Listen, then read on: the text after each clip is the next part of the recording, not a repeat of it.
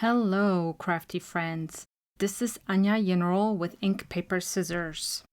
Welcome to another 5-minute Friday card making tutorial where we create stunning cards in just a few minutes. Today, I'm using the Gina Dazzling Dahlia stencils along with some vibrant Catherine Puller inks to make a beautiful floral card. This project focuses on layering stencils and creating smooth, seamless ink blends.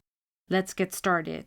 To begin, I've placed an A2 panel made from Nina Classic Crest 80-pound cardstock onto my Altenew sticky mat. This sticky mat is a game changer because it keeps my panel secure, allowing me to blend smoothly without shifting the paper. Using the first layer of the Gina Dazzling Dahlia stencil, I aligned it where I want the flower to appear on my panel, and began ink blending with Catherine Puller's 16 candles, a soft, light purple. Once I finished ink blending, I cleaned the stencil and I flipped it over. Then I aligned it towards the top of my panel and repeated the same process with 16 candles to create another flower. Next, I grabbed the second layer of the stencil, aligning it with the flower at the bottom of my panel. This time, I blended with Flirty Fuchsia, starting heavier in the center and fading out lighter towards the edges for added dimension. After cleaning the stencil, I flipped it to align with the flower at the top and repeated the same ink blending technique with Flirty Fuchsia. Now it's time to work on leaves with the third stencil. Aligning the stencils was a little tricky, so I used the first flower stencil as a guide. I aligned the first and third stencil together, then I placed them over my panel with the third leaf stencil being on the bottom. Then I aligned both stencils with the large, already ink-blended image. Once the leaves were perfectly positioned, I pressed it down onto the sticky mat so the leaf stencil would not move.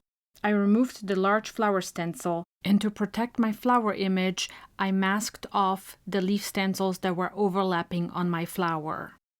And then I ink blended the leaves using Catherine Puller's Martini, a fresh green, which pairs beautifully with the purple tones. I blended in small circular motions, making sure to get full coverage while keeping the edges soft and natural. After finishing the bottom leaves, I cleaned the stencil, flipped it, and repeated the alignment process for the top flower. Once everything was aligned, I ink blended the leaves again with Martini. To give the leaves more dimension, I used the fourth and final stencil layer. I aligned it with the existing ink-blended leaves and added Spruce, a darker green. I carefully blended this darker color over the Martini base, focusing on areas where shadows would naturally fall. This created a beautiful layered effect that made the leaves look realistic and full of depth. To frame my design, I used Waffle Flower A2 layer dies to cut a sleek black frame. I took the largest 2 dies from the set, taped them together for even spacing, and die cut the frame from black cardstock. Then I adhered the frame to my floral panel using art glitter glue. Next, I grabbed my Misty to stamp the sentiment. I positioned the sentiment towards the top of my ink-blended panel and stamped it using VersaFine Onyx Black ink, which gives a crisp and bold finish. To finish the card, I glued my ink-blended panel onto my A2 card base with art glitter glue. Finally, I added some clear iridescent gems for a touch of sparkle, and the card was complete.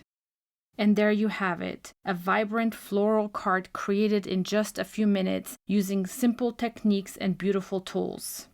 I hope this inspires you to try layering stencils and bold ink blending in your own projects.